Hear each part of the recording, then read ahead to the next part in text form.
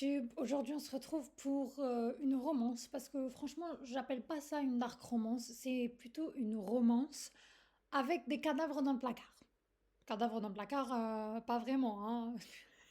C'est juste façon de parler. C'est juste que les deux protagonistes ont un passé douloureux et je sais pas vraiment comment appeler ce genre de romance. Donc on va l'appeler romance avec passif, ok? Alors, Red Falcon de Aurora Pale. Franchement, on a d'abord l'histoire de Charlie et de Weston. Il faut savoir que Charlie, elle était dans une autre ville, elle vivait avec ses parents. Et un jour, elle a eu un énorme problème. Une vidéo d'elle est devenue virale sur Internet et elle est devenue la persona non grata. Et elle a subi beaucoup de harcèlement là où elle était avant à cause, si je me trompe pas, de son ancien mec ou d'un mec qu'elle fréquentait.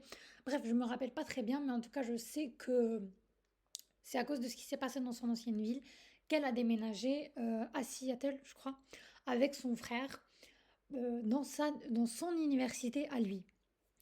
Et du coup, elle est en mode en mode vadrouille. Elle connaît personne, elle connaît juste son frère et la copine à son frère qui l'aide à s'intégrer un petit peu parce qu'après cette histoire dans son ancienne école, elle a beaucoup de mal à faire confiance aux gens maintenant.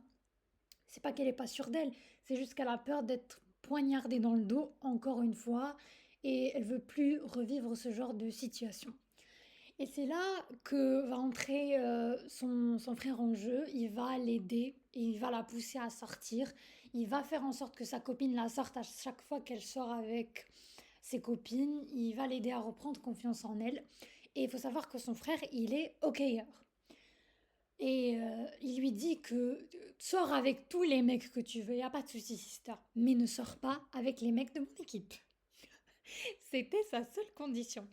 Mais bien sûr, les sentiments, ça suit pas toujours les consignes du grand frère, hein. Et elle va tomber sur Weston, que vous voyez ici. Bien sûr, là, c'est Charlie. Weston, c'est le coéquipier de son frère. Ils étaient meilleurs potes avant, mais il s'est passé un truc. Et tout le monde a accusé Weston, même sans connaître sa version de l'histoire. Mais pour eux, Weston, c'était le mauvais garçon, la personne à laisser de côté. La seule raison pour laquelle il est toujours dans l'équipe, c'est parce que c'est un joueur exceptionnel et que sans lui, ils vont perdre.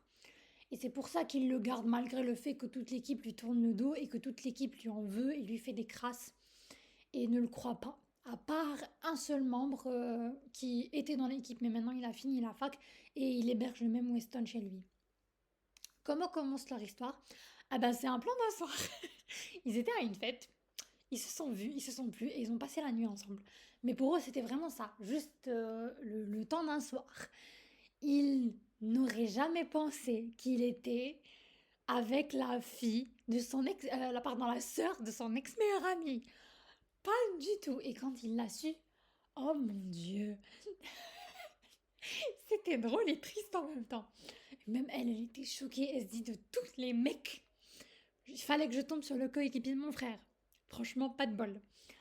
Mais malgré eux, ils vont développer une attirance l'un pour l'autre et vous allez voir que les circonstances que l'autrice a mis en place pour comment dire pour comment dire pour faire naître leur love story, c'était vraiment très bien fait. J'ai adoré, surtout le truc du concert avec la petite Caroline, je crois. Le fait que Charlie soit toujours là pour Weston pour guérir ses blessures et le fait qu'ils soient toujours là l'un pour l'autre, qu'il y ait de l'attirance, de la tension entre eux et qu'ils luttent parce que les deux ne veulent pas laisser le frère à Charlie. J'ai oublié son nom, mais il y a un tome qui lui est dédié. J'ai hâte de le lire parce que j'ai vraiment adoré l'histoire de Weston et Charlie.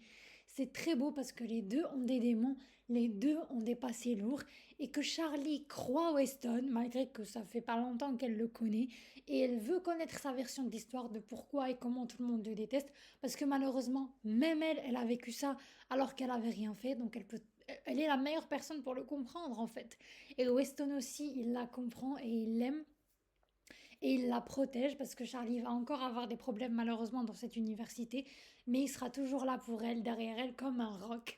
Et quand son frère va apprendre leur romance, c'était trop drôle, mais j'ai adoré. Je recommande cette romance à 1000%. Cette romance pas c'est douloureux, on va l'appeler comme ça, parce que clairement c'est pas une dark romance. Attention, il y a des trigger warnings, mais franchement il y a plus dark, hein. C'est super soft. Et j'ai adoré les personnages secondaires, que ce soit la belle-sœur de Charlie, même elle l'appelle comme ça, que ce soit bon son frère Julia il m'a gonflé pendant certains moments, mais je suis sûre que dans son tome je vais beaucoup plus l'apprécier. Je crois qu'il s'appelle Billy, j'en suis pas sûre. Et il y a aussi, pas les coéquipiers, mais le meilleur pote de Weston, celui qui l'héberge. Franchement, il m'a trop, trop, trop, trop fait rire. La petite Caroline, leur dynamique, leur found family à eux. Trop, trop bien. Je recommande cette romance à 100%. Franchement, j'ai pas vu le temps passer en la lisant. C'est court, c'est pas très long.